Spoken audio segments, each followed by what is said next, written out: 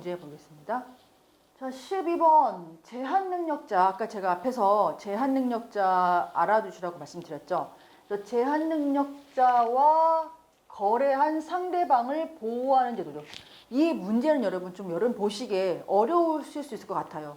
근데 어렵기도 하지만 사실 이 문제 되게 중요한 문제거든요, 여러분.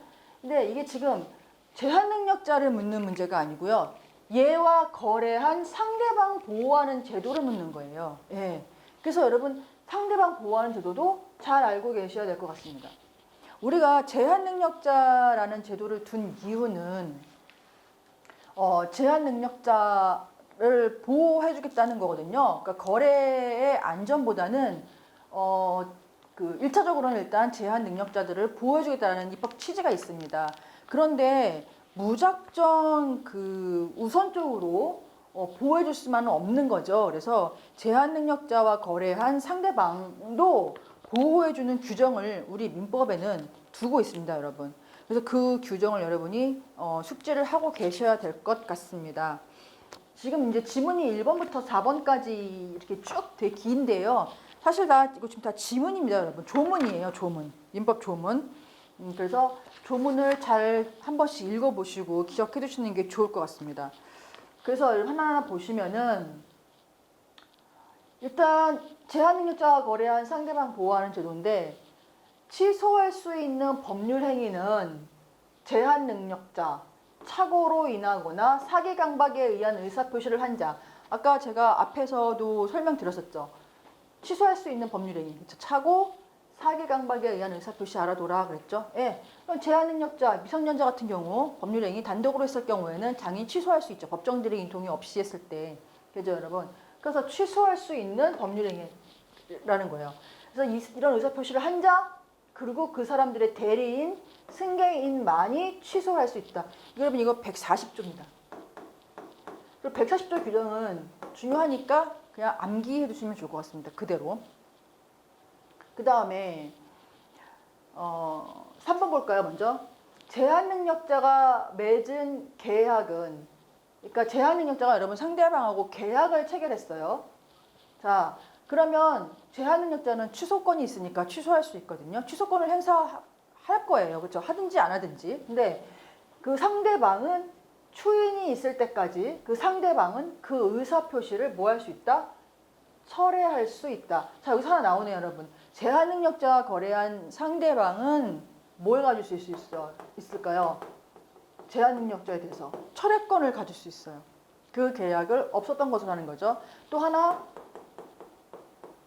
거절권이 있어요, 여러분. 이 두 개가 그 그러니까 제한능력자와 거래한 상대방이 갖는 권리입니다. 그런데 여러분, 이 두 개를 구분을 하셔야 될 게 뭐냐면, 이 철회권은 그 제한능력자와 거래한 행위가 법률행위가 계약일 경우예요. 그 다음에 거절권은 단독행위일 경우예요. 그래서 각각의 지금 조문이 다르게 되어 있을 텐데, 그래서 여러분 3번 같은 경우 상대방이 추인했을 때까지 그 의사표시를 철회할 수 있다. 다만 상대방이 계약 당시에 제한능력자임을 알았을 경우에도 그러하다라는 거잖아요. 근데 여러분 이게 지금 정답이 아닌 게 옳지 않은 것은 일단 3번입니다. 여러분 이 조문 문제인데요. 계약일 때는 처리할 수 있다 했죠, 상대방이. 근데 그럴 때 여러분 상대방이 어떻게 해야 되냐면 알았을 경우, 제한능력자임을 알았을 경우는 안 돼요. 뭐 해야 돼요? 상대방은 뭐 해야 된다? 선의해야 된다. 다시 말하면 아까 제가 악의와 선의를 구분하십시오 라고 말씀드렸죠. 그래서 제한능력자임을 몰랐어야 돼요. 그래야만 처리할 수 있는 거예요. 알았다? 처리할 수 없답니다, 여러분. 그래서 요거 중요하죠. 이 질문 자체가 중요해요, 여러분. 반드시 알고 계셔야 될 것 같고요. 그죠? 네. 그 다음에 자, 알았을 경우에는 그러하다가 아니라 그래서 그러하지 아니하다로 바꿔야 돼요, 조문상. 예. 그 다음에 됐고요. 그 다음에 4번인데요, 여러분.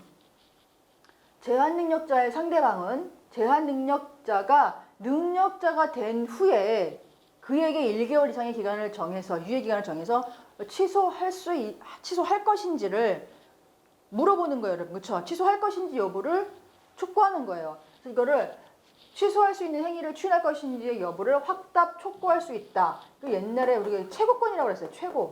최고할 수 있대요, 여러분. 그래서 상대방이 갖는 권리는 철회권, 거절권, 그 다음에 확답 요구할 수 있는 최고권 이렇게 되겠네요.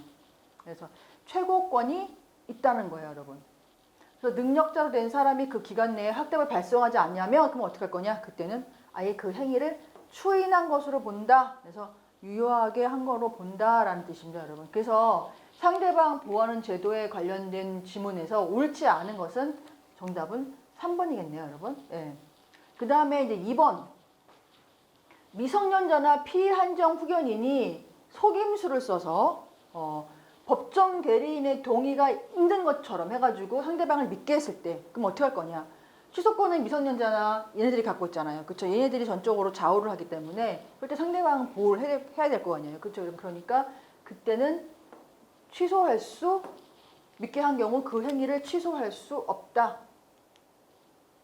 네, 그래서 지금 12번에 정답은 옳지 않는 것은 일단 3번이고요. 예, 2번 같은 경우 이거는 여러분 2번은 민법 17조에서 아예 규정을 두고 있습니다. 그래서 17조 같은 경우 미성년자나 피한정 후견인이 속임수로 법정 대리인의 동의가 있는 것으로 믿게 한 경우에도 이란과 같다라고 되어 있어요. 그래서 이거는 상대방 보호하는 제도에 관한 설명을 옳지 않은 것은 일단 3번이겠네요. 네.